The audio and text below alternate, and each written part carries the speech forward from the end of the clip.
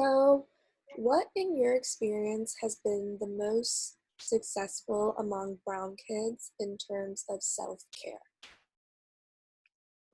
Sorry, I'm gonna put the sound up because say that again, sorry. Oh, you're fine.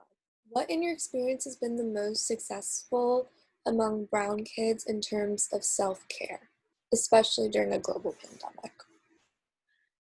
What has been successful in terms of self-care?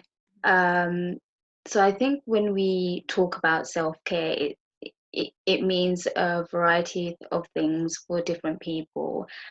Specifically looking at brown kids, it's not about kind of having the long bath or kind of going out looking great, or some of the self-care that we talk about, go on holiday. For brown kids it's a little bit more difficult. So in terms of the pandemic, a lot of the things I look at with young people is the little steps towards self-care. There's noise in the background, it's because I've got kids. So like, just look at my trail of thought. So in like one of the things, I think I did do a post about it previously, is self-care means different things for brown people and younger generation as well. It could be kind of, even though you're in a home which should be safe, it can be quite difficult to have your own space. And privacy is so important for brown children, but it's hard. It's not kind of understood what is meant by privacy. One of the things that was really helpful when I spoke to a lot of kind of the brown community is kind of going for walks, and that was helpful, even if it was 5 minutes and 10 minutes. Staying in the car for 5 or 10 minutes, that was really helpful.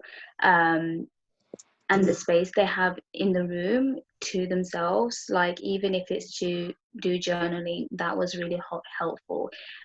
Sometimes when we stay in extended families, it could be really noisy and we want some peace. One of the effective way is, and it might sound strange, but it's the headphones and kind of blocking that sound out. That in itself is self-care.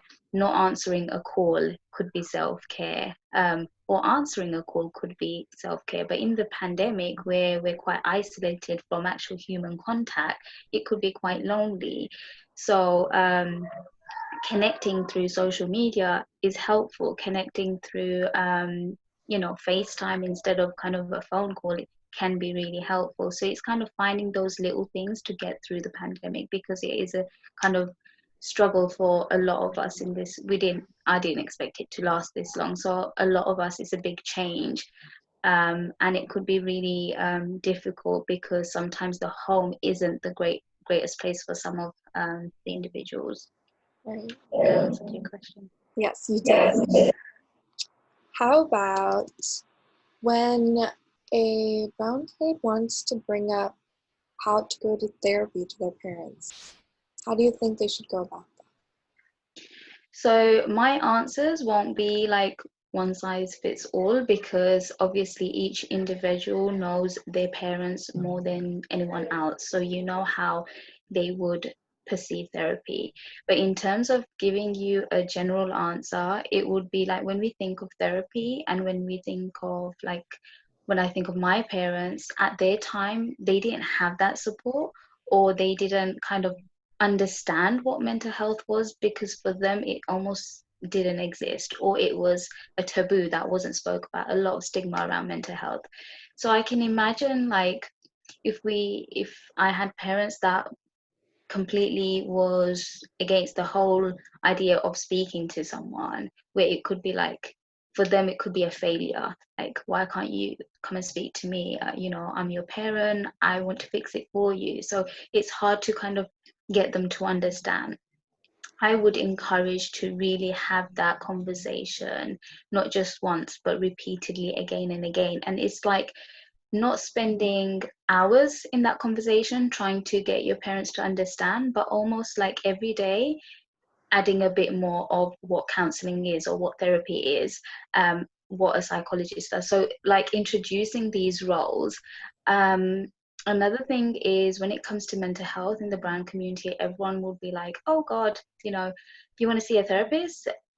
is my child going crazy? How do I hide this? A lot of the stuff, and one of the common thing is where when there's problems in the house, it's kept in the house. You're not allowed to talk about it to anybody else. It stays in the house because that in itself is, seen as we need to look good outside. What will the community say?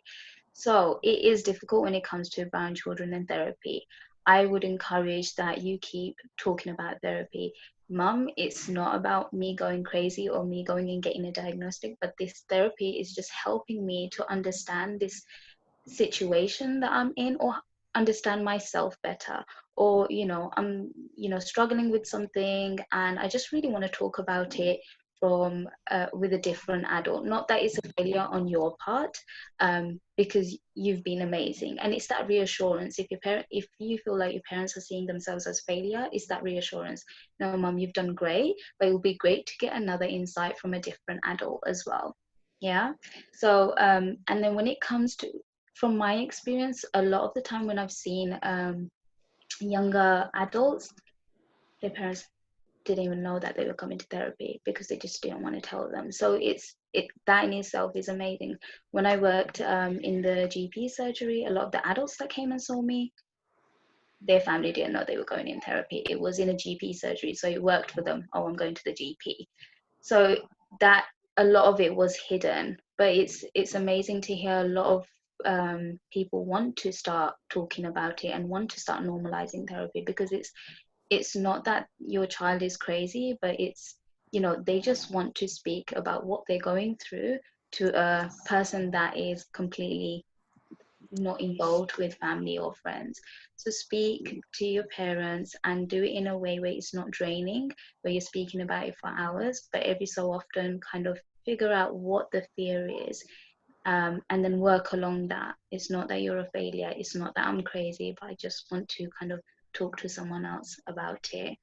Maybe if you find it that there's fear within yourself to even talk to your parents about it, write it down.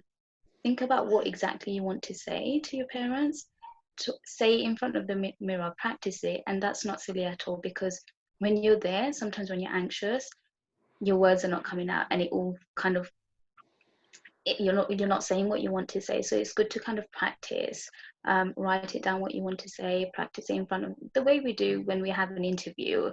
We want to kind of practice, so it really helps, so you know exactly what you want to say.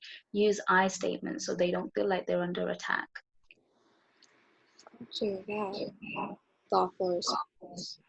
How about, so what are some specific hobbies that we can do during a global pandemic to take care of ourselves? Hobbies, Yeah, to take care of yourself. it can vary from individual to individual, but Yes. So creativity is so effective.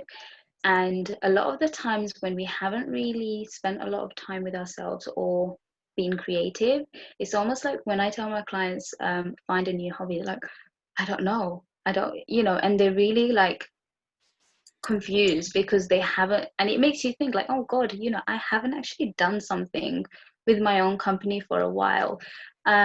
So even if you haven't found your right one, try different things every week until you find something that actually suits you. So it could be you drawing, it could be you writing, it could be you um, going for a walk with your dog, a hobby that you actually enjoy. And almost like, I always find art and creativity really therapeutic, because it's another way of you expressing yourself. So your art doesn't need to be like Picasso, it could be anything, and it's something you use to spend time and be mindful and grounded in, because daily we have our mind, I need to do this, I need to do this. So it takes away all of those to-do lists, and you're sitting with yourself. So I would say, in terms of hobbies, look at a creative hobby that you haven't done in a while. Even if it's knitting, all of these things, even if it's learning how to cook a dish, that is quite therapeutic is if you enjoy it and you don't see it as a chore, and that should be a hobby. I agree. In fact, something that we do in our organization is host workshops where people are given the chance to express themselves, whether it be like a painting workshop or a journaling workshop, so that they really do take the time to reflect on themselves. Okay, so these questions are going to be a little more structured in that it's going to be like examples in a way. So, number one, my parents have pre-existing health conditions, and I'm nervous to leave the house because I do not want to expose them. However, at the same time, I feel like I'm going crazy at home with cabin fever. Do you have any strategies that can help me with coping with staying at home? I know you kind of already hinted at this a lot, so just like maybe sum up what you had said previously. So parents have, They have pre-existing health conditions, Mm-hmm. and I'm nervous to leave the house because I don't want to expose them. However, at the same time, I feel like I'm going crazy at home with cabin fever. So do you have any strategies that can help me with coping with staying at home? Absolutely. Um, it will be really kind of when you're at home and you are somewhat a carer for your parents, it's really important for you to have some me time every day, even if that's an hour a day or half an hour a day. It's so important that you're having some time to yourself. I would encourage, even through this global pandemic, there is a lot of resources online. There's classes online, Zumba online, there's yoga online. I would encourage that you find the resources around you and connect with those classes where you can actually say, I am going to do this every week, and that is my set kind of goal I'm going to set myself, because it's almost like if I don't do it, I'm letting myself down. So set yourself a time every week where you're connecting to these courses or classes or gym classes, whatever they do online, because there is a lot of resources now. Because staying indoors could be quite claustrophobic. And if I wonder what it would look like for you if you did want to go out for 10 minutes for a walk. What's coming up for you? How can you put things in place? Are there other sort of support network around that can support you as well, or do you feel like you're left alone with it? So there's a lot of questions that I would ask in this scenario, just to get an understanding. Is it a person's fear or guilt, or is it that really they have no support at all, and this child is the only person the parents can rely on? So it can be very difficult to be in, but I would connect to these Zoom calls, and I spoke about being creative as well, things you enjoy within your space. Right, for sure. So the next question is going to be a little more politically related. It's I feel like my parents and I don't share a lot of the same views on politics. Is there a practical way to engage in debates with them without there being an explosive aftermath? I'm wondering, having different political views, how does that interfere in your relationship with your parents? Can you still have a relationship with your parents knowing that there's difference of opinion? And what does that mean? And for there to be an aftermath, like there's underlining, I would say there's an underlining issue there, or an experience from before, which can be a trigger to conversations like this. So I would really explore what's going on, because we can have a whole group of friends with difference of opinion when it comes to political issues. But does that mean we cannot mutually come to an understanding that, okay, I respect that this is your opinion. Does it have to be that we don't get on? What does that mean? Right. Okay. I'm having a difficult time drawing boundaries between my work life and my home life. For example, my mom keeps asking me during the workday when I'll be free to watch movies with her. My dad gets upset when I need to work through the night because he believes that I need to sleep early and wake up early to be healthy. I'm having a difficult time drawing boundaries. How can I tell them my life is not what it was when I was growing up in their home? Mm. Boundaries is such an important thing for everybody, and within the brown community it can be difficult to set boundaries, because when you've been raised to always kind of seek validation or please others, because it might be disrespectful if you don't listen, then how are you as an adult going to put these boundaries down? But exactly what you said within the question, I would say exactly that. I would tell my parents, depending on the relationship you have with your parents, of course, that mom, dad, I have such a busy schedule now. It's not how it was before. I would really love to spend time with you. I enjoy time with you, but also I'm struggling to balance my time around. Um, what do you think I can do? And maybe they'll have suggestions for you as well, because they'll see that you're struggling, or you're actually opening up and telling them you're struggling. You can speak about boundaries, because the reason why we put boundaries down is because we care about these close relationships and we don't want them to be strained.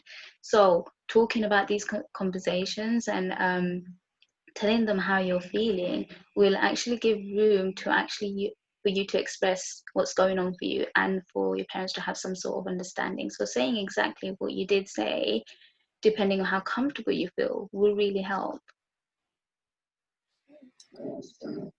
So, do you have any tips on how to practice mindfulness while living at home, such as music, exercise, all of those things? Yeah. So when it comes to mindfulness, it's the idea around mindfulness is to be grounded. There is loads of kind of apps and YouTubes regarding mindfulness, and some of them are really long. I find it that some of them could go up to 45 minutes, or it could be over an hour, and it can be quite difficult to keep yourself grounded for that long if you haven't practiced mindfulness before. So I would encourage people who are new into mindfulness to give themselves 5 minutes even in the morning. Mindfulness is about focusing on something, focusing on senses. So it could be closing your eyes and focusing on your breathing, counting to five. First thing when you wake up, giving yourself that 10 minutes. It could be when you're brushing your teeth, focusing on you brushing your teeth and the senses around that.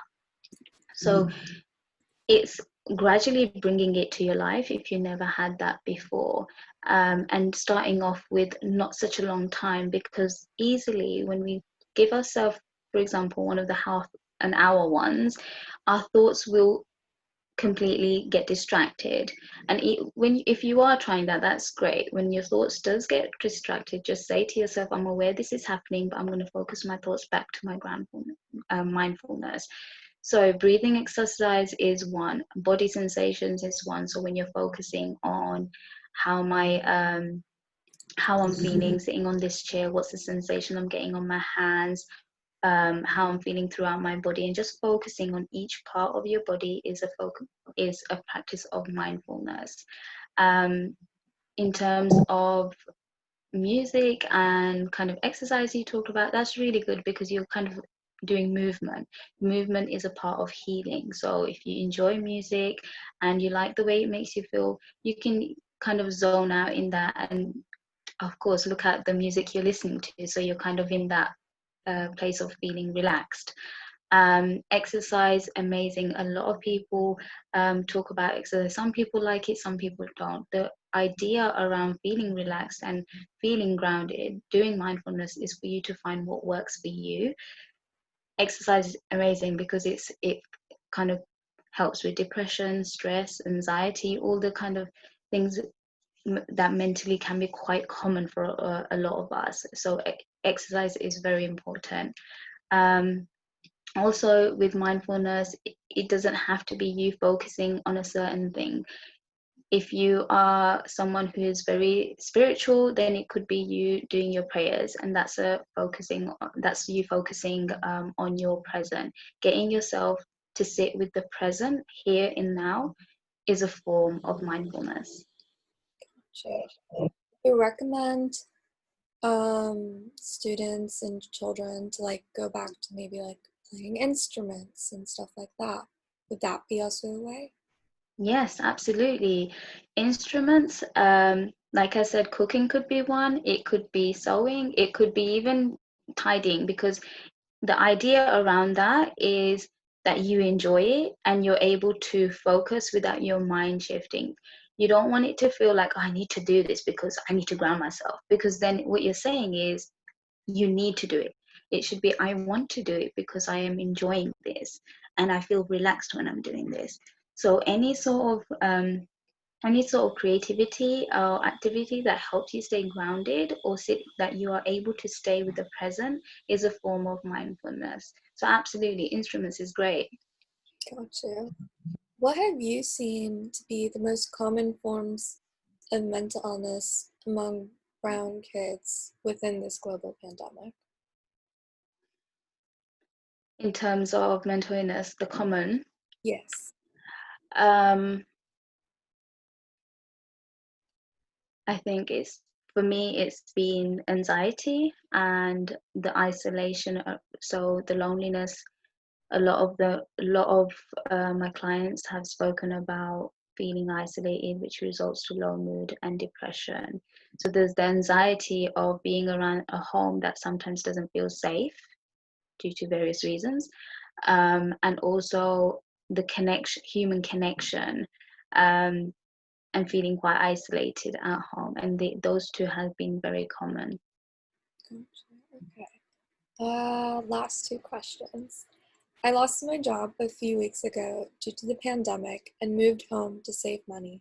I can feel the frustration and negative energy from my parents in regards to my unemployment. What are some strategies to let them know I'm doing my best? Hmm. I think in terms of how you're feeling, it would be, it's almost like you're trying to be there for your parents, but obviously I can understand that you're struggling too. So what are you doing for yourself? Because you must be under stress and pressure because you've lost a job. I think it's really important that we can put ourselves first, and being a brown kid, that's very difficult as well. Learning to put yourself first, so when your cup is full, you're able to support others as well. Having these conversations with, if you can sense the frustration, of course, again, depending on the relationship you have with your parents, it would be to say, Mom, I feel sad that I've lost a job, but also this is what's happening within what we're going through, and I am going to do my best to find another job. Um, what can you give me some suggestions on different avenues I can take? Or, Mom, this is how I'm feeling right now, but I'm not ready to apply just yet because I think I need some space before I can do, you know, just telling them where you're at is really important. Right, right. In light of the Black Lives Matter movement, I've noticed that my parents have very different views than I do.